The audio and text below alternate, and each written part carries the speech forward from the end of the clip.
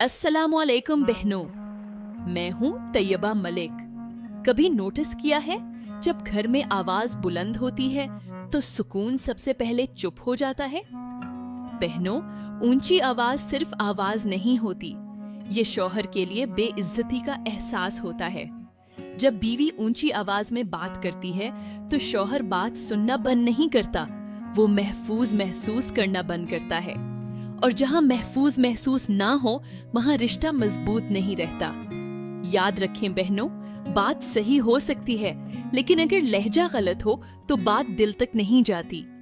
अगर आप चाहती हैं कि शौहर आपकी बात सुने तो आवाज नहीं, लहजा नरम रखें। आज का छोटा सा काम ये है, अगर गुस्सा आए तो बोलने से पहले सिर्फ 10 सेकंड चुप।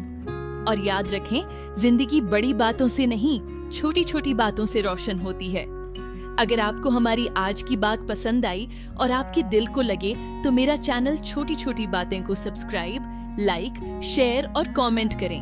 और कमेंट में जरूर बताएं कि आज की बात ने आपके दिल पर क्या असर छोड़ा है।